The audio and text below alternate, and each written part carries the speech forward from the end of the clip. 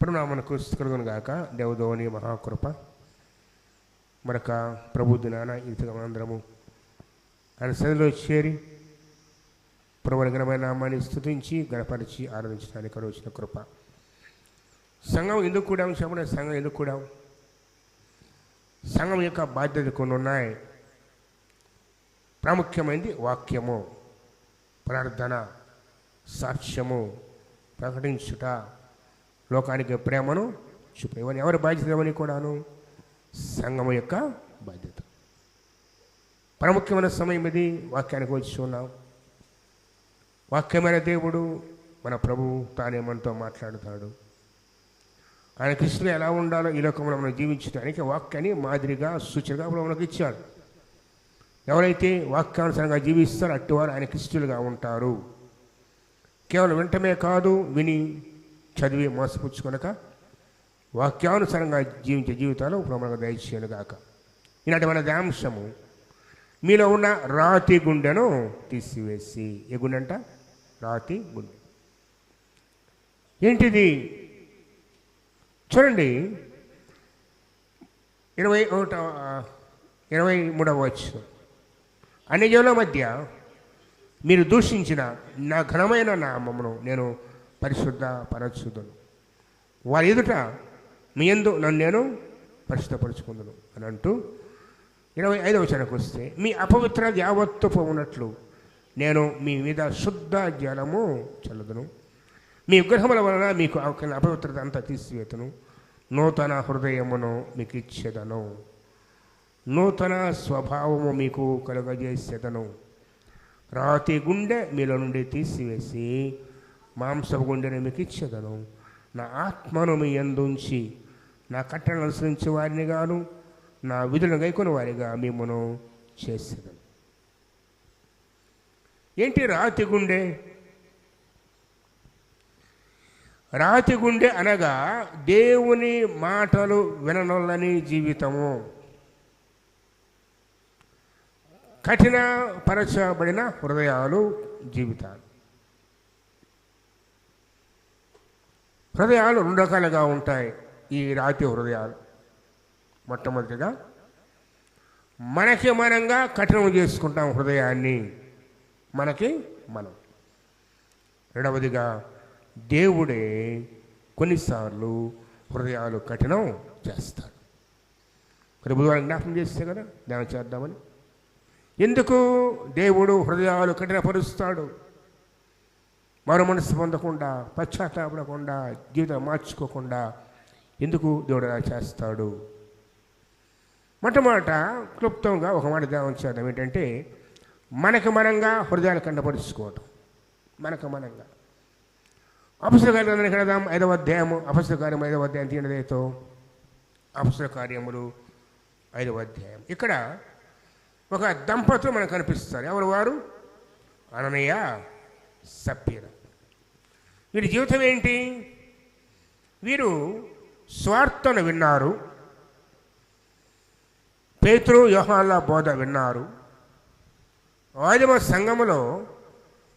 సంఘములో చేర్చబడి సంఘ క్రమము చొప్పున అనుదినము వాక్యము, ప్రార్థన, సహవాసం, రొట్టె విడుచుట బోధలో ఉన్నారు.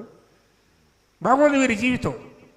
అయితే ఒక్క చోట వారు తమకు తాముగా దేవుని మాట వెనక, పేతురు గారు ప్రశ్నించిన జవాబు చెప్పక మౌనులై ఉండి మరణానికి కారణం అయ్యారు. మీరు అనొచ్చు, ఒక చిన్న అబద్ధానికే చచ్చిపోతారా? ఏం తప్పు చేశారు వాళ్ళు? అది చనిపోయేంత తప్ప. మొదటి యోహాను పత్రిక 5వ అధ్యాయానికి వెళ్ళినట్లయితే 2 రకాల పాపాలు ఉన్నాయి. చూడండి. మొదటి యోహాను పత్రిక 5వ అధ్యాయము ఆ చివరి భాగంలో ఒక్కసారి మనం చూస్తే ఒక్క మాట జ్ఞాపకం చేస్తే ఈ మాట చూస్తే భయం కలిగిద్దండి. కొన్నిసార్లు ప్రార్థన కూడా చేయొద్దు అంటాడు. 16వ వచ్చు 15 కూడా చూద్దాం. మనమేమి అడిగినను ఆయన మన మనవి ఆలకించునని మనం ఎరిగిన ఎడలా మనం ఆయన వేడుకునే మనకు కలిగినవి. ఇది బాగుంది. ఎంత గొప్ప వాగ్దానం అంటే ఏం అడిగిన ఇస్తాడు. అయితే తన సహోదరుడు మరణకరము కాని పాపము. ఏ పాపం అంట? ఈ పాపం వల్ల చావు రాదు. ఇది మరణకరము కాని పాపము. చేసిన ఎడల, ఎవడైనా చూసిన ఎడల అతడు వేడుకొనును. ఎవరి కోసం ప్రార్థన చేయాలి మనము? చెప్పండి జాగ్రత్తగా. అందరి కోసం ప్రార్థన చేస్తాం కదా. బైబిల్ చెప్తుంది 2 రకాల పాపాలు ఉన్నాయి. ఒకటి మరణకరమైన పాపం, 2 మరణకరము కాని పాపం. మరణకరము కాని పాపము చేస్తే ప్రార్థన చేయి, నీ సోదరుల కోసం క్షమిస్తాడు. కానీ మరొక పాపం ఉంది, దానికోసం నువ్వు అడిగిన ఆయన క్షమాపణ ఇయ్యడు. చూడండి వాక్యం ఉంటుంది. తన సహోదరుడు మరణకరము కాని పాపము చేయగా ఎవడైనా చూచిన అతడు వేడుకొనును. అతని బట్టి దేవుడు మరణకరము కాని పాపము చేసిన వారికి జీవము దయచేయను. మరణకరమైన పాపము కలదు, అట్టి దాని గురించి వేడుకొనవలెనని నేను చెప్పుటలేదు. ఏమంటున్నాడు? ప్రార్థన చేయొద్దు. పెద్దగాని ప్రార్థన చేస్తాం కదా మనం. మనకు వాగ్దానం ఏమిడికి ఇస్తాడు. వాక్యం లోతుగా ధ్యానం చేస్తే కొన్నిటికి దేవుడు జాబు ఇవ్వడు. రాత్రంతా సౌలు ప్రార్థన చేశాడు ఒక వ్యక్తి కోసం, సమూయేలు. ఎవరి కోసం? సౌలు కోసం. రాత్రంతా కోపావేశంతో మొరపెట్టిన దేవుడు అంటాడు, నేను వినను. ఎందుకనగా అది మరణకరమైన పాపం. ఏంటి మరణకరమైన పాపం తెలుసా? దేవుని దగ్గర అబద్ధం ఆడటం, దేవుడు చెప్పిన పని చేయకపోవడం. ఎవరి దగ్గర అబద్ధం ఆడేది? దేవుని దగ్గర అబద్ధం. వీళ్ళు చేసిన పాపం అది. ఇది మరణకరమైన పాపము. చూడండి, అపస్కారంలో 5వ కొడదాం. వీళ్ళు ఏం చేశారు? అననీయ అని ఒక మనుష్యుడు తన భార్య అయిన సప్పీరాతో ఏకమై పొలము అమ్మాను. పొలం అంటే పెద్ద విశేషం ఏముంది? కానీ అమ్మిన ఉద్దేశం ఏంటంటే, ముందు అధ్యాయం 4వ అధ్యాయము 32వ వచనం చూద్దాం. విశ్వసించిన వారందరూ ఏక హృదయమును ఏకాత్మయు కలవారై ఉండిరి. వినండి జాగ్రత్తగా. విశ్వసించిన వారందరూ ఏక హృదయమును, సంఘమంతా కూడా ఏక మనసుతో ఉన్నది, ఏకాత్మతో ఉన్నది. ఆ సంఘంలో విభేదం పెడుతున్నారు వీళ్ళిద్దరు కూడా. తర్వాత ఎవడును తన కలిగిన వాటిలో ఏది తనదనుకోలేదు, వారికి వెళ్ళంతా వారికి సమిష్టిగా ఉండెను. ఇదిగాక అపస్తులు బహుబలముగా ప్రభువైన యేసు పునరుద్ధానం గురించి సాక్ష్యం ఇచ్చారు. దైవ కృప అందరి యందు అధికముగా ఉండెను. భూములైనా ఇండ్లనైనా కలిగిన వారందరూ వాటిని అమ్మి వాటి వెల తెచ్చి అపొస్తలుల పాదముల పెట్టుచుండిరి. వారు ప్రతి వానికి వాని అక్కడ కొన్నది పంచిపెట్టుకొనక వారిలో ఎవరికి కొదువలేకపోయాను.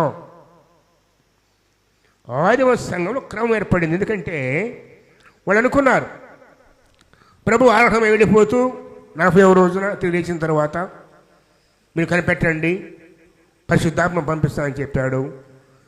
50వ రోజే అనగా 10 రోజులకే పెంతెకొస్తు పండుగ దినాన పరిశుద్ధాత్మ దిగి వచ్చింది. అలాగే వెళుతూ చెప్పాడు ప్రభు ఏమని, ఇదిగో నేను త్వరగా వస్తాను. ఎలా వెళ్ళాడో అలాగ వస్తాను. వాళ్ళు అనుకున్నారు, ఇదిగో ఈరోజు రేపు ఆయన వస్తున్నాడు అనుకొని తమ ఆస్తంతా అమ్మి అపొస్తలుల పాదాల దగ్గర పెట్టి అందరూ సమిష్టిగా ఉంటూ ఏ లోటు లేకుండా కలిసి భుజిస్తూ సమృద్ధిగా పేద ధనికనే తేడా లేకుండా అందరూ ఒకే ఏక మనసుగా ఉన్నారు. బాగుంది ఇంతవరకు. ఈ భార్యాభర్తలు కూడా వీళ్ళు ఇంట్లో ఆడుకున్నారు. అందరూ ఏదో ఒకటి అమ్మి అపొస్తలుల పాదాల దగ్గర పెడుతున్నారు కదా, మనం కూడా మనకు పొలం ఉంది కదా, దాన్ని అమ్మి దాన్ని వెల తెచ్చి సంఘానికి ఇద్దాం అనుకున్నారు. మంచిది మరే కదా, మంచిది. ఇద్దరు ఏకమయ్యారు. అంటే ఒకరొద్దు ఒకరు కాదనలా, ఒకరు చేయాలి ఒకరు చేయొద్దని లేదు. ఇద్దరు ఒకే మాట. వీళ్ళతో ఎంత మంచి దంపతులు అంటే చావులో కూడా ఒకే మాట. ఇద్దరు చావు వచ్చిన మాట మారవరు, తెలుసా? చావు వచ్చిన మాట మారవరు. ఇద్దరు ఏకమయ్యారు, పొలం అమ్మారు. అమ్మగానే డబ్బు ఇంత కనపడింది ఒక్కసారి కళ్ళ ముందు. వెంటనే దురాశ కలిగి. ఏంటా దురాశ అంటే ఆ వెలలో కొంత దాచుకొని కొంత తీసుకువచ్చి అపొస్తలుల పాదముల దగ్గర పెట్టారు. అందరూ ఏం చేస్తున్నారు? వారి ఇండ్లు పొలములు అమ్మి మొత్తం తెచ్చి ఆయన దగ్గర పెడుతున్నారు. వీళ్ళు కూడా అందరిలాగా ఇక మా దగ్గర ఏం లేదు, ఇదిగో అయ్యా అమ్మినంత తీసుకొచ్చి సంఘానికి ఇచ్చాం, నీ ముందు పెట్టాం. అబద్ధము. ఎవరితో అబద్ధం ఇది? పరిశుద్ధాత్మతో, దేవునితో. అర్థమైనా? ఎవరి దగ్గర అబద్ధం వాడు? దేవుని దగ్గర పనికి ప్రవస్య. ఎందుకు పనికిరావు చెప్పండి? తలంపు పుట్టగా మునిపే మన ఆలోచన దేవునికి తెలుసు కదా. నువ్వు దేవుని దగ్గర అబద్ధం ఆడితే, అబద్ధమాడు వారికి అసహ్యులైతే నీ దగ్గర రాణిస్తాడా? అబద్ధమాడు ఆయనకు అసహ్యులు.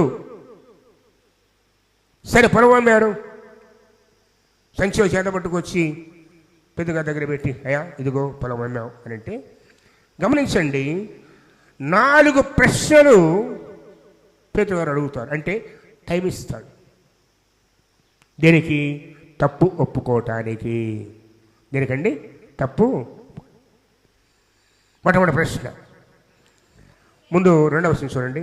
భార్య ఎరుకనే, అంటే ఇద్దరు ఒకే మాట భార్యకు తెలిసే వాడు దాని వెలలో కొంత దాచుకొని కొంత తెచ్చి అపొస్తలుల పాదముల వద్ద పెట్టాను. అప్పుడు పేతురు, అననీయ, మొట్టమొదటి నీ భూమి వెలలో కొంత దాచుకొని ఎవరు మోసపరిచాడు? ఇప్పుడు పరిశుద్ధాత్మను మోసపుచ్చుటకు సాతాను ఎందుకు నీ హృదయమును, ఇది మొట్టమొదటిది. 2వది, అది నీ యొద్ద ఉన్నప్పుడు నీదే కదా. 3వది, అమ్మిన పిదప అది నీ వశమై ఉండే కదా. 4, ఎందుకు ఈ సంగతి నీ హృదయంలో ఉద్దేశించుకున్నావు? నీవు మనుషులతో కాదు దేవునితో అబద్ధమాడితివి. ఈ మధ్యలో కానీ ఒక్కసారైనా అననీయ అయా తప్పు చేశాను అని ఒక మాట అనుంటే బ్రతికేవాడు. బ్రతికేవాడే కాదా? ఈ 4 ప్రశ్నల్లో ఏ ఒక్క ప్రశ్నకైనా సరైన జవాబు చెప్పుంటే అననీయ బ్రతికి ఉండేవాడు. కానీ ఈ ధనాశ తన హృదయాన్ని కఠినం చేసి ఎవరు అబద్ధం ఆడాడంట? పరిశుద్ధాత్మతో. పరిశుద్ధాత్మ అంటే ఎవరు? దేవుడే కదా. దేవునితోనే కదా అబద్ధం ఆడింది. దేవుని దగ్గర దాచిపెట్టగలమా? మనం దబాయిస్తాం ఎన్నైనా మనుషులతోటి. కానీ దేవుని సన్నిధికి వస్తే దేవుని దగ్గర ఫలితం ఇదే, మరణకరమైన పాపము. కావాలంటే పేతురు, ప్రభువా క్షమించిన ఆయన తప్పు చేసి ఒక్కసారి అనొచ్చు. పేతురు అన్నాడా? చెప్పండి, అన్నాడా? ప్రభు చెప్పాడే కదా, నువ్వు క్షమిస్తావో వాడు క్షమించబడతాడని. పలకరాజు తాళ చెవునికి ఇచ్చాను కదా. నిజంగా పేతురు కృపగల మంచి సేవకుని దేవునాలి మనం అనుకుంటాం. పేతురైనా సరే ఎందుకు క్షమించకూడదు? అనే పాస్టర్ ఎందుకు ప్రార్థన చేయకూడదు? పేతురు ప్రభువా ఒక్కసారి క్షమించే అబద్ధం ఆడాడు అనే మాట అనొచ్చు కదా. అనలేదు. ఎందుకంటే అది మరణకరమైన పాపము. దాని గురించి వేడుకొన. ఎవరితో అబద్ధం ఆడాడు? దేవునితో. మనుషులతో కాదు. చూడు, ఒక్కసారి ఆ మాట అంటుంది, అది నీ యొద్ద ఉన్నప్పుడు నీదే కదా, అమ్మిన పిమ్మట అది నీ వశమే ఉండదు కదా. ఎందుకు ఈ సంగతి నీ హృదయంలో ఉద్దేశించుకున్నావు? నీవు మనుషులతో కాదు దేవునితోనే అబద్ధమాడుతివి. ఈ చివరి 4వ మాట ముగియగానే అనయ్య ఈ మాట వినుచునే పడి ప్రాణము విడువగా. ఏ పాపం ఇది? మరణాన్ని తెచ్చే, చావును తెచ్చే పాపం. తెలియదానికి తన ఒక్క అబద్ధము ఏం తెస్తుందని? మరణాన్ని తెస్తుందని. ఎంత కష్టపడ్డాడు? కొంచెం డబ్బు, కొంత డబ్బు అతని చావు కారణమైంది. భార్య కూడా చచ్చిపోయిన సంగతి ఎవరు వచ్చారో తీసుకుని పాలు పెట్టి వచ్చారు అంతే. అమ్మగారు ఎదురు చూస్తున్నారు ఇంటికాడ. ఏంది ఇంకా రాలేదు అయ్యగారు, పోయాడు డబ్బులు తీసుకుపోయాడు, రాగానే ఈ డబ్బులు ఏం చేయాలి, ఇది ప్లాన్ వేస్తుంటారుగా గ్యాజ్ చేసినట్లుగా. దాసా తోటలు, ఒలివ తోటలు, దాసి ఇళ్ళు, అలా ఈ కొంతతో కూడా కొంచెం వ్యాపారం చేద్దాము, వడ్డీకిద్దాం అనుకుని ఉంటారుగా. ఏంది వెళ్ళింది సేఫ్ అయింది, ఇంకా రాలేదు అని చూసి తల్లి కూడా బయలుదేరి ఎక్కడికి వచ్చింది, అపోస్తలుల దగ్గరికి వచ్చింది. ఇంచుమించు 3 గంటల సేపటికి వారి భార్య జరిగినది ఎరుగాక. మీరు అనవచ్చు, అదేంటి భర్త చనిపోతే తెలియదా ఏమా? ఆనాడు సంఘం అలా ఉండేది. సంఘము అంత అపోస్తలుల చేతి మీద సమాజం అంతే. జరిగింది ఎరుగక లోపలికి వచ్చాను. మళ్ళా ఇప్పుడు వాళ్ళ అప్పుడు పేతురు, మీరు ఈ భూమిని ఇంతకే అమ్మితిరా. ఇప్పుడు ఎవరితో ప్రశ్న ఇది? భార్యతో. భర్తకి 4 ప్రశ్నలు, ఒకే ఒక ప్రశ్న. భర్తకి ఎన్ని? 4. సమయం ఉంది, ఒప్పుకోలేదు, తప్పు ఒప్పుకోలేదు, అబద్ధం ఆడాడు. ఇక భార్య వచ్చింది, భార్యతో ఒకే ప్రశ్న. ఇద్దరు ఏకమై వారి హృదయాన్ని వారంతట వారు కఠినము చేసుకున్నారు, రాతి గుండె. అందుకు ఆమె అవును ఇంతకీ అని చెప్పాను. ఇద్దరు దాచిపెట్టారు కదా, ఇద్దరు అబద్ధం ఆడారు కదా. పేతురు అంటాడు, అందుకు పేతురు, ప్రభు యొక్క ఆత్మను శోధించుటకు మీరెందుకు ఏకీభవించితిరి? ఇదిగో నీ పెనిమిటిని పాత్ర వారి పాదములు వాకిటనే ఉన్నవి, వారిని మోసుకుని పోదులని చెప్పాను. వెంటనే ఆమె అతని పాదం మీద పడి ప్రాణము విడిచాను. ఎందుకు ఈ మరణాలు సంభవించాయి? ఇది మరణకరమైన పాపము. ఏంటి మరణకర పాపము? దేవునితో పరిశుద్ధాత్మను మోసగించి దేవునితో అబద్ధమాడుట మరణకరమైన పాపం. ఇప్పుడు ఇదేమో వీరికి వీరు హృదయం కఠినం చేసుకున్నారు. మరి కొందరు ఉంటారు, దేవుడు మాట్లాడినా, అద్భుతాలు చూసినా, ముఖాముఖిగా మాట్లాడినా మారనే మార. కారణం ఏంటంటే దేవుడే వారి హృదయాన్ని కఠినం చేస్తాడు. ఎందుకు చేస్తాడు? చంప దళచి రెంటి యొక్క ఫలితం ఏంటి? చావే. అర్థమైనా? 2 ఫలితం ఏంటి? చావే. నిర్గమకాండము 4వ అధ్యాయం. ఇప్పుడు 2వది. మొట్టమొదటిది ఏంటి? వారికి వారు హృదయ కఠినం చేసుకున్నారు, ధనాశ్యత. ఇక్కడ దేవుడు కఠినపరిచాడు. ఎవరు? దేవుడే.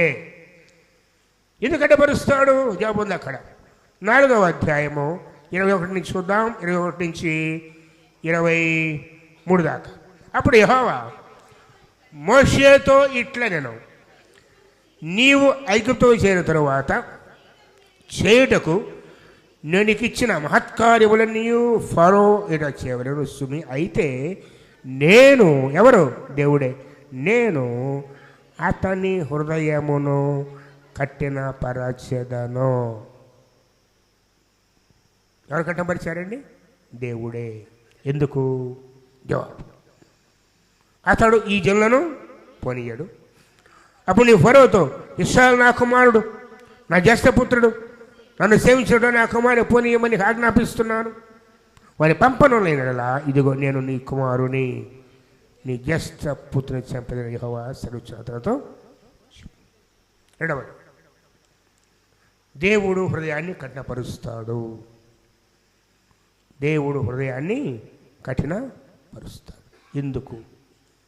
ఎందుకంటే జనములలో ఆయన దేవుడై ఉన్నాడనియు, ఆయన సర్వశక్తిమంతుడనియు, తను సేవించి వారిపై కృప చూపేవాడనియు, అలాగే తను ద్వేషించు వారిని తీర్పు తెచ్చే దేవుడని లోకానికి తెలియాలి.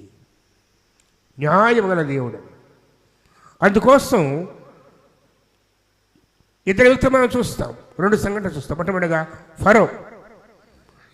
ఫరో హృదయాన్ని 20 సార్లు కఠినపరిచాడు. దాదాపుగా 20 సార్లు బైబిల్ రాయబడింది. 20 సార్లు ఫరో తన హృదయాన్ని కఠిన పరుచుకున్నాడు. నిర్గమకాండం చూద్దాం ఒకసారి. ముందుగా చూస్తే నిర్గమకాండం మనం చూసినట్లయితే, నిర్గమకాండము 8వ అధ్యాయము కప్పలు వచ్చి పడ్డాయి. 12వ వచనం. మోషే అహరోనులు ఫరో నుండి వెళ్ళినప్పుడు యెహోవా ఫరో మీదికి రాజేసిన కప్పల విషయంలో మోషే అందరి వరకు మొరపెట్టగా యెహోవా మోషే మాట చొప్పున చేశాను. ఎండలోనేమి వెలుపలనేమి పొలంలోనేమి కప్పలు ఉండకుండా చచ్చిపోయాను. జనులు వాటిని కుప్పలు వేసినప్పుడు భూమి కంపు కొట్టాను. ఫరో ఉపశమనము ఏంటది? కొంచెం నెమ్మది కలగగానే ఉపశమనం ఒకరితో చూసినప్పుడు యెహోవా సెలవిచ్చినట్లు తన హృదయమును కఠినపరచుకొని వారి మాట వినకపోయాను. 31 కూడా. యెహోవా మోషే మాట చొప్పున చేయగా ఈగల గుంపులు ఫరో యొద్ద నుండి అతని సేవల యొద్ద నుండి ప్రజల యొద్ద నుండి తొలగిపోయాను. ఒక్కడి నిలవలేదు. అయితే ఫరో ఆ సమయమున కూడా తన హృదయమును కఠినపరచుకొనెను. 9:7 ఫరో ఆ సంగతి తెలుసుకొని పంపినప్పుడు ఇశ్రాయేలు పశువులు ఒకటైనా చావలేదు. అయినను అప్పటికి ఫరో హృదయము కఠినమైనందున జల్లు పంపలేకపోయాను. 12 అయినను యెహోవా మోషేతో చెప్పినట్లుగా యెహోవా ఫరో హృదయమును ఇలా 10 తెగుళ్ళు అయ్యేదాకా కూడా ఏమైంది? ఫరో హృదయము ఎందుకు కఠినమైంది? దేవుడు కఠిన అనుకుంటాం. ప్రజలందరూ చెడుగుతారు. ఎన్నాళ్ళు వీళ్ళు మనకు ఉరిగా ఉంటాడయ్యా, నువ్వు పంపి, ఐదు దేశం నాశనం అయిపోయింది, నీకు కనపట్లేదా అన్న బుద్ధి రానే రాదు. మంత్రులు వచ్చారు, ప్రజలు వచ్చారు, ప్రధానులు వచ్చారు, వీళ్ళు మన ఊరిగా ఉన్నారు, పంపించేయి. ఇంకోటి ఏం చేస్తాడు చెప్పండి? భయపడి పంపిస్తాడు. కానీ దేవుడు తన కుమారుని సంపదనిచ్చాడు. 5వ త్రిపుర చదువుకున్నాడు దేవుడు. అందుకే వారి హృదయము కఠినమైంది. చివరికి ఒక మాట చెప్తాను, ఈ కఠిన ఫలితం ఏంటంటే తెలుసా? ఐగుప్తులో మహాఘోష పుట్టాను. తీరదేతో నిర్గమకాండము ఒక్కసారి చూద్దాం. ఈ కఠినమైన హృదయానికి ఫలితము మనం చూస్తే ఒక్క రాత్రిలో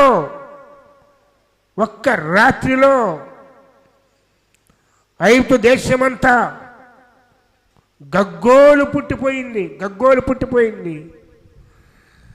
29వ వచనం 12:29 అర్ధరాత్రి వేళ జరిగినదేమనగా సింహాసనం మీద కూర్చున్న ఫరో మొదలుకొని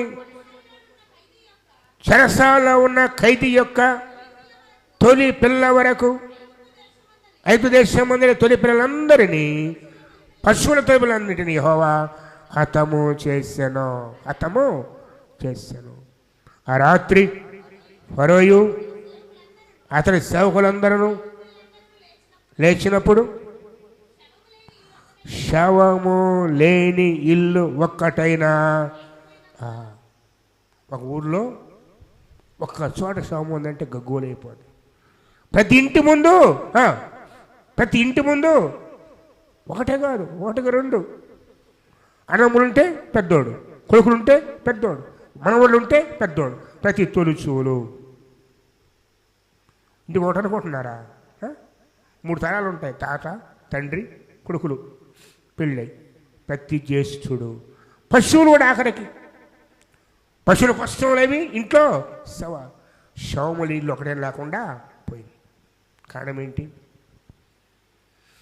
ఫరో హృదయాన్ని దేవుడు కఠిన పరిచాడు.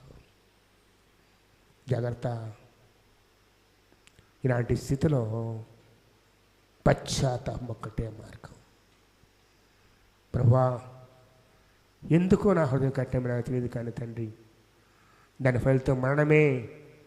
అది మామూలు మరణం కాదయ్యా, గగ్గోలు, చీకటి, దుఃఖము, వేదన. నేను భరింపలేను, గుండె పగిలిపోతే తండ్రి దయతో క్షమించి నా పట్ల దయ చూపి, ఇదిగో హెజ్కేలు అంటాడే, నాలో ఉన్న రాతి గుండెను తీసివేయి. ప్రార్థన చేద్దాం. నాలో ఉన్న రాతి గుండెను తీసివేయి నాయన, మాంసపు గుండె నాకు కావాలి. మాంసపు గుండె అంటే అర్థం ఏంటి? నీ మాట వినే హృదయం, నీకు లోబడే హృదయము. నువ్వు గద్దించినప్పుడు నీది అబద్ధమాడక నా పాపం ఒప్పుకొని సరిచేవడి జీవితం కావాలి తండ్రి. అందులో ఉన్న ఈరోజు ఆ హృదయాలు నీలో నాలో రాతి గుండెలు ఉంటే ఈ రోజున ప్రభు దగ్గర పశ్చాత్తాపడ, ప్రభువా నాలో రాతి గుండెను తీసివేతండి అని ప్రభువును అడిగే జీవితము నీకు నాకు కావాలని వాక్యము జ్ఞాపకం చేస్తుంది కదా. రెండవ వ్యక్తులు చూద్దాం. దేవుడు హృదయాన్ని కట్టపరిచిన వారు. మోషే దగ్గర చూస్తే ఫరో హృదయాన్ని కట్టపరిచాడు. సమూయేలు గ్రంథానికి వెళితే మూడో సమూయేలు గ్రంథానికి వెళదాం. దయతో మూడో సమూయేలు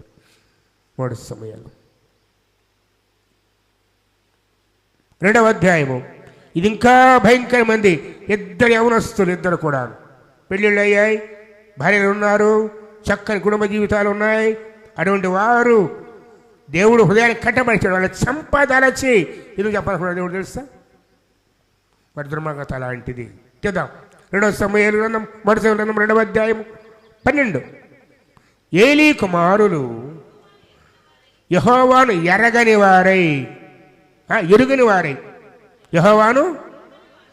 ఎరుగని వారై మిక్కిలి దుర్మార్గులై ఉండేరి. ఏలి కుమారులు అంటే ఎవరు? ఏమండి ఏలి? షిలోహులో దేవుని సన్నిధిని న్యాయాధిపతిగాను ప్రధాన యాజకునిగా ఉండి మనసు దగ్గర సేవ చేస్తూ మనసాన్ని క్రమపరుస్తున్న వ్యక్తి. అప్పటికి రాజు లేడు. ఈయన ఇంత చెప్తే అంత, ఏ వ్యాజ్యం మన దగ్గర రావాల్సిందే. కానీ అతనికి ఇద్దరు కుమారులు ఉన్నారు, హోఫ్ని, ఫినెహాస్. చూడండి ఏమంటున్నారు? ఏలీ కుమారులు యెహోవాను ఎరిగిన వారై మిక్కిలి దుర్మార్గులై ఉండేది. జనుల విషయమై వీళ్ళు 2 పాపాలు చేస్తారు. జాగ్రత్తగా 2 పాపాలు. ఈ 2 కూడా దేవునికి విరోధమైనవే. మొట్టమొదటిది జనుల విషయమై యాజకులు చేయించి వచ్చే పని ఏమనగా, ఎవడైనా బలి పశువును వధించే మీదట మాంసము ఉడుకుచుండగా, అంటే ఈ ఇద్దరి పనివాళ్ళు. యాజకుడు అంటే ఎవరు? ఇప్పుడు ఏలి ముసవాడైపోయాడు, పెత్తనంతా ఎవరిది? కొడుకులు. ఈ ఇద్దరు యాజకుల యొక్క పనివారు 3 ముండ్లు గల కొంకి, అంటే ఏంటి? గుచ్చితే మాంసం దానికి అంటుకుని బయటికి 3 ముండ్లు గల కొంకిని తీసుకొచ్చి, బొరుసు అంటే ఏంటి? గిన్నెలో కానీ తపేలలో కానీ గుణంలో కానీ కుడలో కానీ అది గుచ్చినప్పుడు ఆ కొంకి చేత బయటకు వచ్చిందంతా యాజకుడు తన కొరకు తీసుకొనును. వచ్చు ఈసారందరికీ ఇలాగా. వాస్తవానికి ఆ ఉడికేది దేవుని కోసం, నైవేద్య బలది, పాపరాధ బలులవి.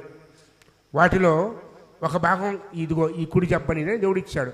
అది కాకుండా దేవుని కోసమై సిద్ధం చేసే ఆహారంలో ఉడుకుతుండగా వారి పనివాడిని పంపించి శ్రేష్టమని పట్టుకొని తీసుకొని పోతున్నారు. అంతేకాదు, ఇదిగాక వారు కొలువును దహింపకమునపుగా యాజక పనివాడు వచ్చి బలి పరిశోధించే వానితో యాజకుని వండించుటకై మాంసమేమో ఎవరికంట? దేవుని కల ఎవరికి పోయారు ఇక్కడ? యాజకులు. మాంసమేమో ఉడకబెట్ట మాంసం అతని మీద తీసుకోడు, పచ్చి మాంసం కావాలని చెప్పను. వాళ్ళు అంటారు, అయ్యా ఒక్క క్షణమాగయ్యా, ఈ క్షణమే వాళ్ళు కోను దహిస్తారు, తర్వాత నీ ఇష్టం అంటే కుదరదు, ముందు అయ్యగారికి కావాలి. ఎవరికి? ఇద్దరికి, యవనస్తులకి అని చెప్పి అలా చేస్తే 17వ వచనము, అందువలన జనులు యెహోవాకు నైవేద్యము చేయుటకు ఆశపడ్డకు ఎవరు కారణమైన కనుక వారి పాపము యెహోవా సన్నిధి బహు గొప్ప. తిండి మాంసాపేక్ష.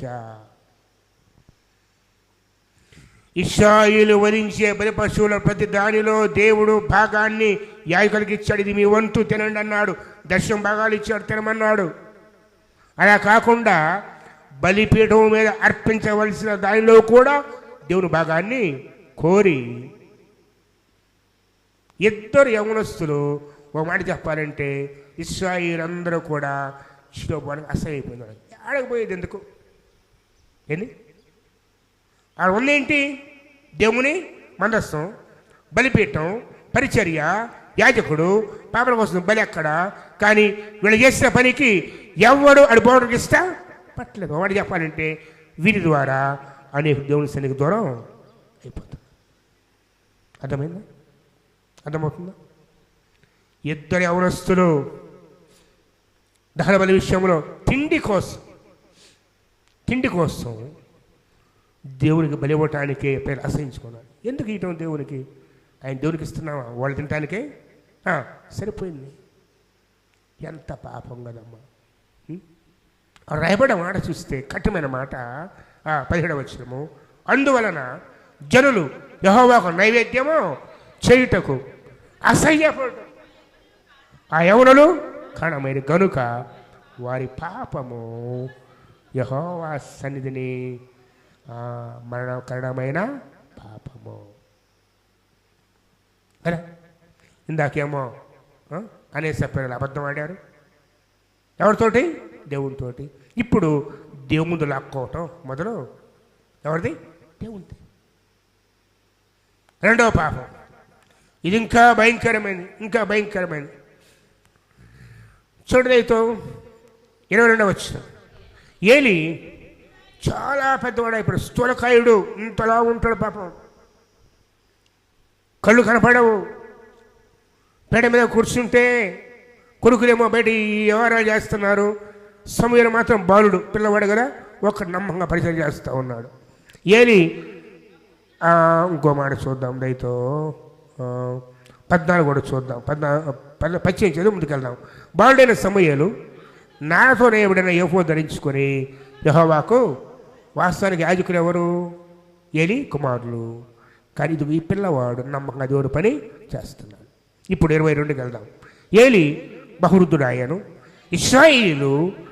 ఇశ్రాయేలుకు తన కుమారుడు చేసిన కార్యములన్నీ, రెండవదిగా చూడండి, వారు ప్రత్యక్షపు గుడారము యొద్ద ద్వారము దగ్గరకు సేవ చేయవలసిన స్థిరతో సేయించుటయు మాట చెవిని పడగా వారి పిలిచి ఇట్లా నేను ఏం చేస్తున్న మందిరంలో అపవిత్రత.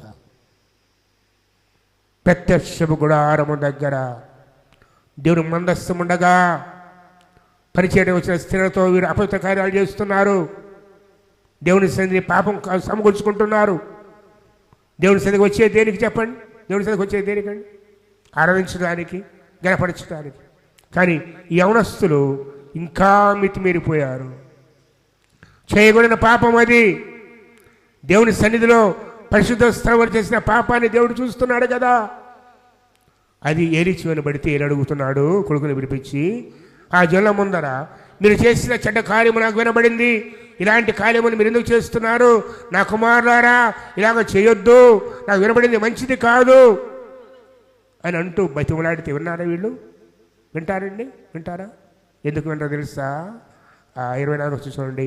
నన్ను తప్పు చేస్తే దేవుడు విమర్శ చేయను, కానీ ఎవరైనా వినండి జాగ్రత్తగా, దేవుని విషయంలో పాపము చేస్తే ఎవడు ప్రార్థన చేస్తాడు వాడి కోసం? వింటాడా దేవుడు ప్రార్థన చేస్తే? చెప్పండి. దేవుని సన్నిధి పరిశుద్ధమైన స్థలము, సంఘం పరిశుద్ధమైంది. ఎందుకు వస్తావు సంఘానికి? ఆనందించడానికి కదా. వ్యర్థమైన ఆలోచన సంఘానికి సూరుకుంటాడా దేవుడు? ఏమైంది? ఎందుకు వినలేదు చెప్పినా కూడా అంటే చూడండి, యెహోవా వాణ్ణి చంపదలిచెను కాబట్టి. దీనికంట మనకరమైన పాపం. చూడండి ఏమన్నాడు అక్కడ. ఆయన అంటున్నాడు, ఎవరు విజ్ఞాపన చేస్తాడు అని. అయితే ఇది భయంకరమైన మాట, కఠినమైన మాట. యెహోవా వాణిని చంపదలచెను గనుక వారు తమ తండ్రి యొక్క మొరను వినకపోయిరి. ఏం చేస్తున్నారు? వింటారా? ఎందుకు లేదు? ఎన్నిసార్లు చెప్పినా ఆ లెక్క వేరుగుంది. ఆ లెక్క దేవుడు చంపాలనుకున్నాడు. ఆయన చంపాలనుకుంటే ఎవడు ఆపుతాడండి? ఆయన బ్రతికించాలంటే ఎవడు ఆపుతాడా? జాగ్రత్త. దేవుని విషయములో, సంఘ విషయములో, పరిచయ విషయములో ఏమాత్రము ఆయన పద్ధతి మేరకూడదు. ఇది ఆయన పని. మనిషి కోసం ద్రోహం చేసావా, మొరపెట్టి వింటాడేమో, కానీ దేవునికి ద్రోహం చేస్తే, దేవుడు ప్రార్థన చేస్తే ఎవడు ప్రార్థన చేస్తాడు, ఎవరు ప్రార్థన ఎవరు వింటాడు? సమయంలోకి వెళ్ళి ఒక్కసారి ఇదే సమయంలో 17వ అధ్యాయానికి వెళ్ళి ఒక్కసారి 17వ అధ్యాయంలో ఒక మాట చెప్పులకి వెళ్తాను. 17వ అధ్యాయము 15వ అధ్యాయము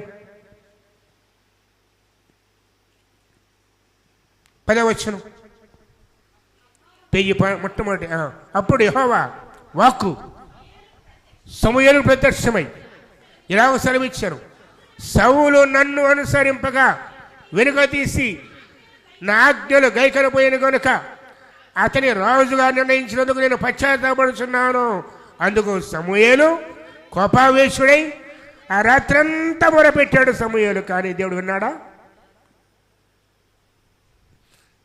ఆ రాత్రంతా ఎవరు ప్రార్థన చేసింది? సమూయేలండి. చెడు చివరి యాజకుడు, ప్రధాన యాజకుడు, న్యాయాధిపతి, ప్రవక్త, రాజు అభిషేకించేవాడు, దేవునితో ముఖం మాట్లాడేవాడు మొరపెట్టినా దేవుడు వినా లేదు. చూసారు కారణమేంటి? కారణమేంటి? సౌలు చేసిన కార్యం. తెల్లవారు వస్తే దేవుడు అంటాడు, 23వ వచనం చూడండి, 23వ వచనం, తిరుగుబాటు చేయుట స్వలి చెప్పిన పాపంతో సమానం, మొక్కదగుపడుచుట మయగ్రహమును వృధ సమానము. యెహోవా ఆజ్ఞ రాజుగా ఉండకుండా ఆయన నిన్ను విసర్జించాడు. రాజుగా ఉండకుండా చూడండి వదిలేశాడు దేవుడు. వదిలేస్తే ఏమైంది? 16-14, యెహోవా ఆత్మ సౌలు విడిచిపోయి యెహోవా దురాత్మ వచ్చి పట్టేసిందంటే ఇక జీవితం అంతా నరకమే. పగ, ద్వేషం, నెమ్మది లేదు. దావీదు దొరుకుతున్నాడు, పశ్చాత్తాపం లేదు. 2 సార్లు దావీదు చంపడానికి అవసరం చూలేసాడు దావీదు, అయినా వెంటబడుతూనే ఉన్నాడు. పెద్ద చివరికి తన్ను తాను చంపుకున్నాడు. ఎక్కడ? గిల్బోవా పర్వతం మీద. ఉడంత గాయాలు. కొడుకేమో పోతూ ఉంటే చక్కని జుట్టు అంశాలు ఉంది కదండి, జుట్టు తగులుకుంది, కంచె గాడి మీద పోతూ ఉంటే చెట్టుకి మసవరుషుగానికి ఏలాడుతుంటే బాణల్స్ కూడా చంపేస్తారు. ఈయన అయ్యగారైతే గాయాల పాలై పనివాడిని పిలిచి, అయ్యా చంపేస్తే నన్ను మరి చంపుతాడంటే నన్ను చంపనాయంటే తన కత్తి పెట్టుకొని పైనబడి చనిపోయాడు. ఎవరు? సౌలు రాజు. కారణమేంటి? ఇదిగో దేవుని మాట వినకపోవటం వల్ల జరిగిన కారణం. ఇక్కడ ఇంకా ఏలీ కుమార్ దగ్గరికి వస్తే చూడండి, ఏలీ కుమార్ గురించి కూడా ఏం జరిగింది చూద్దాం. అంతేకాదు హోఫ్నీ ఫినెహాసుల గురించి ప్రభుత్వ ఆజ్ఞ చూడండి, 31వ వచనము ఆలకించము. 30 కూడా చూడండి, 29. నా నివాస స్థలములకు నిర్ణయించిన బలి నైవేద్యములకు 2 సమయాలు 2:29. నా నివాస స్థలమునకును నిర్ణయించిన బలి నైవేద్యములను మీరేలా స్వీకరిస్తున్నారు? మిమ్మును కొరవబెట్టుటకై నా జనులకు ఇశ్రాయేలులకు నైవేద్యములలో శ్రేష్ఠ భాగము పట్టుకొనొచ్చు, నాకంటే నీ కుమారులను సేవ చేసే పాపం ఇదే. తెలుసా?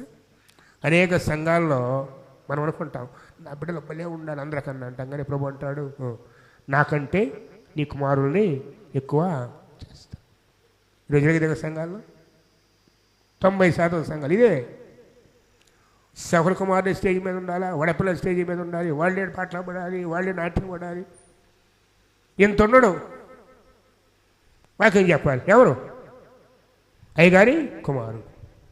న్యాయమది ఆనాడు ఏలితో చెప్పాడు దేవుడు కదా, నాకంటే నీ కొడుకుల్ని జాగ్రత్త. దేవుడి సార్ ఎవరు చింపడాలి? ప్రభువు తప్ప మరి ఎవరు హెచ్చింపబడకూడదు. దేవుడి సమస్య గత మనం తీసుకున్నామా? అయిపోయామే. అది మరణకరమైన పాపము. ఊరుకోడు ఆయన. తర్వాత అంటాడు చూడండి, ఏమంటాడో, నాకంటే నీ కుమారులు గొప్ప చేయించున్నావు, నీ ఇంటి వారును నీ పెద్ద ఇంటి వారు నా సన్నిధిని ఏకతో జరిగించని యెహోవా ఆజ్ఞ ఇచ్చినాను, ఇప్పుడు అది నా మనసుకు కేవలం ప్రతికూలమైపోయింది. ఇశ్రాయేలు యెహోవా సెలవిస్తున్నాడు. కావున యెహోవాక్యమనగా నన్ను కనపరచు వారిని కనపరుస్తాను, నన్ను తిరిగించి తిరిగిరమందుదురు. ఆలకించము, రాగల దినములలో నీ బలమును నీ ప్రతింటి బలమును తక్కువ చేస్తారు. నీ ఇంట ముసలివాడు ఒక్కడు ఉండడు అంటే ఆ దేవతకు చనిపోతారు. యెహోవా ఇశ్రాయేలుకు చేయదలిచిన మేలు విషయంలో నా నివాసమునకు అపాయం కలుగాలి చూస్తావు. ఎన్నటికి నీ ఇంట ముసలివాడు ఉండడు, నా బలిపీఠం వద్ద ఎవరు ఉండకుండా అని నశము చేస్తానంటూ నీ సంతానపు వారు వైకారములు మరణమవుదురు. నీ ఇద్దరు కుమారులైన హోఫ్ని ఫినహాసుకు సంభవించిన నేను చెప్పిన మస్తుగా ఉండను. ఒక్కనాటి ఎందే ఇద్దరు మరణమగుదురు, ఒక్కరోజే. 13:13 ఇంకా కఠినమైన మాట దేవుడు చెప్పే మాట. తన కుమారులు తమ్మును తాము శాపగ్రస్తులుగా చేసుకొనుచున్నారని తానెరిగియు వారిని అడ్డగించలేదు. చూసారా, తల్లిదండ్రులుగా మనం అడ్డగించకపోయినా ఆ పాపం మనదే కదా. నా ఇష్టం నా జీవితం కాదు ఇక్కడ. ఎందుకు తల్లిదండ్రులు మన దేవుడు చూడగల వాక్యం ఉంటుందో, తల్లిదండ్రులు తమ కుమారులు తమ్ముడు తాము శాపగ్రస్తులుగా చేసుకొనుచున్నారని తాను ఎదిగియు అడ్డించేది కనుక అతనికి అతని ఇంటికి నిత్యమైన శిక్ష. ఎవరిచ్చే శిక్ష? అది దేవుడిచ్చే శిక్ష. ఈ పాపానికి దోషం బలి చేత కానీ నైవేద్యం చేత కానీ అన్నటికీ ప్రాయశ్చిత్తము చేయబడదు. 14 చూడండి. కాబట్టి ఏ ఇంటి వారి దోషమునకు బలైన నైవేద్యమైన పశ్చాత్తాపం కలగదు. కారణం ఏంటి? కఠినమైన బండబారిన హృదయాలు. చెప్పిన వినని, ఎన్నిసార్లు గద్దించినా లోబడని వాడు. అనుకుంటాం ఎందుకు ఇన్నిసార్లు ఇప్పుడు వింటలేదంటే దానికి కారణం ఉంది. దేవుడు ఏం చేశాడు? పట్టుకుని గట్టిగా చేశాడు గుండె. ఎందుకు? రాబోయే దినాల్లో తట్టుకోలేరు కదా. అర్థమవుతుందా ఎటువంటి స్థితి? హృదయం కట్టపరుచుకుంటే ఈరోజు బాగుంటుంది, కానీ రేపు ఒకరోజు ఉంది కదా. నిలబడా దేవుడు తీర్పు. జాగ్రత్త. ఎవరితో అబద్ధం ఆడుతున్నావు? దేవుడితో అబద్ధం ఆడగలవు నువ్వు? దేవుడి దగ్గర దాచిపెట్టగలవా నువ్వు? దేవుని దగ్గర దాక్కోగలవా? దేవుడు సదిరించి లేదు కదా. పరీక్షించుకో. మనకరమ కాని పాపము ప్రార్థన చేయి, వింటాడు. మనకర పాపం చేయనే చేయొద్దు చెప్పాడు దేవుడు. వినను చేసినా కూడాను. ఈరోజు జ్ఞాపకం చేసిన దయతో ఏ స్థితిలో నీవు నేనున్నా, ఏ విషయంలో సరి చేసుకోమని దేవుడు అడుగుతున్నాడు నేను నన్ను. అనస్థలమైన ప్రవర్తన, దేవుడు వ్యతిరేకంగా జీవిస్తున్నామేమో ఆయన సన్నిధిలో. స్తుతించే చోట, ఆరాధించే చోట, ప్రార్థించే చోట, కనపరిచే చోట మనం హెచ్చబడుతూ ఉన్నామా? ఏలీ కుమార జీవితం నీలో నాలో ఉందా? ఒకవేళ లేదు, ఏలీ వలే తండ్రి వలె మనం ఉన్నామా? పరీక్షించుకో. ఉదయం కంటపరిచాడా దేవుడు? ఒకటే దారి, బలులు కాదు, నైవేద్యము కాదు, వీళ్ళైన పాదాల మీద పట్టమే కదా. కృపగానే ఉన్నాం కదండి. వీళ్ళు ఆయన పాదాల మీద ప్రభువా ఇక మీదట నేనెన్నడూ అలా చేయను. ఇది అవకాశం, చివరి అవకాశం కావచ్చు ఈరోజు నీకు నాకు. చివరి అవకాశం కావచ్చు నీకు నాకు. కట్టపరుచుకుంటే, దేవుడు కట్టపరిస్తే దాని ఫలితం మరణం. మన వాక్యం జ్ఞాపకం చేస్తుంది. అది మామూలు మరణం కాదు, అది భయంకరమైన మరణము. దేవునికి అవమానం కలిగితే ఊరుకోడు ఆయన. ఆయన చదవలసిన పరిశుద్ధత, ఆయన చదవలసిన ఘనత మనం ఆరోపించుకుంటే ఊరుకునేవాడు కాదు ఆయన. దేవుని సన్నిధిలో మనుషులు హెచ్చింపడితే ఊరుకునేవాడు కాదు ఆయన. ఏలీని కూడా వదిలిపెట్టలేదండి. ఎన్నేళ్ళు పరిచయం చేశారు తెలుసా ఏలీ? 60 ఏళ్ళకు పైగా పరిచయం చేసి న్యాయాధిపతిగాను ప్రవక్తగాను. ఆయన వదలలేదు దేవుడు, కనికరించలేదు. అంతెందుకు మోషే గారి దగ్గరికి వెళదాం. మోషే గారు ఆయన దేవుడు అంటాడు నా ఇల్లంతటిలో కానీ ఒక్క చోట మీరు నా పరిశుద్ధతను సన్మానించలేదు కాబట్టి నువ్వు అడుగు పెట్టనే. ఎవరితోటి ఆ మాట? మోషేతోటి. నేను నా పరిశుద్ధతను సన్మానించలేదు కాబట్టి వాగ్దానం అడుగు పెట్టు. అయ్యా ఒక్కసారి క్షమించేయంటే మాట్లాడొద్దు, ఆ విషయముగా మాట్లాడొద్దు. ఆయన ప్రార్థన చేస్తే విగ్రహారాధన ఉన్నటువంటి ప్రజలను క్షమించాడా లేదా? తెగులు ఆగిందా లేదా? కానీ తన కాడికి వచ్చేసరికి ద్రోహులారా వినండి, నేను మీకోసం ఇల్లు తెప్పించాలన్నాడు. ఒక్క మాట జారాడు అంతే, ఒక్క మాట. ఇంకే తప్పు చేశాడు ఆయన? దొంగతనమా, వ్యభిచారమా, నహత్యలు చేశాడు? లేదు కదా. ఒకే మాట జారాడు దేవుడు. ఏమని? మేము నీకోసం నీళ్లు తెప్పించాలా. మరి జనముల దగ్గర వచ్చేసింది కోపం ఇద్దరి మీద, అన్నములు ఇద్దరి మీద. మీరిద్దరూ అడుగు పెట్టరు. తన పరిశుద్ధ విషయంలోనూ తన చేయవలసిన మహి విషయంలో దేవుడు రోషం కలిగిన దేవుడు. అందుకే విగ్రహారాధన, విగ్రహాలైపోయాయని కూడాను ఈరోజు జ్ఞాపకం చేస్తున్నారు. ఏంటి మన జీవితం? విగ్రహం ఏంటి? దేవుని కన్నా దీన్ని ఆరాధించినా, ప్రేమించినా, సేవించినా, గలపరిచినా అది మన విగ్రహమే. బండబాన హృదయంలో ఉందా? ఈరోజు అడగాలి, ప్రభువా నువ్వు వాగ్దానం చేసావు తండ్రి, నాలో ఉన్న రాతి గుండెను తీసివేసి. ముగిద్దాం. యెజ్కేలు గ్రంథం, యెజ్కేలు గ్రంథం మనములో ఒక్కసారి మనముల వాక్యం. యెజ్కేలు 8వ అధ్యాయం 36 తీయడం. కాబట్టి యెషయాకి మాట ప్రమాణం చేయము. ప్రభువు యెహోవా సెలవిచ్చినదేమనగా, ఇశ్రాయేలులారా, మీ నిమిత్తము కాదు కానీ అన్య జనులలో మీ చేత దోషం నొందిన నా పరిశుద్ధ నామ నిమిత్తము నేను చేయబోదాన్ని చేయుదును. అన్ని జనుల మధ్య మీరు దూషించిన నా ఘనమైన నామమునకు నేను ప్రసిద్ధపరచుకుందును. వారి ఈట మీ యందు నన్ను నేను ప్రసిద్ధపరచుకుందునగా నేను ప్రభు యెహోవానే మీరు తెలుసుకుందరు. ఇదే ప్రభు యెహోవా వాక్కు. నేను అన్ని జనుల నుండి మిమ్మల్ని తీసుకుని వచ్చి ఆయా దేశముల నుండి సమకూర్చి మీ సదస్సులను మిమ్మల్ని రప్పించదేను. మీ అపవిత్ర యావత్తు పోనట్లుగా నేను మీ మీద శుద్ధ జలము, ఈనాడు చెప్పాలంటే ఆ రక్తములో కడగబడ్డ యేసు రక్తం చల్లుదును. మీ విగ్రహముల వలన మీ కలపద తీసివేసి నూతన హృదయము, ఎవడైనాను క్రీస్తునందు వాడు నూతన సృష్టి. పాతవి నూతన హృదయం నేను మీకు ఇస్తాను. నూతన స్వభావము. ఏంటి ఆ స్వభావం? అంత దేవుడి మాట లేదు, దేవుడి పట్ల ప్రేమ లేదు. మనం ఇచ్చిస్తున్నాం, మనం గొప్పగా ఉన్నాం. వెంట మన జీవితాల్లో దేవుడు కనపరచబడాలి. నూతన స్వభావం మీకు ఇస్తాను.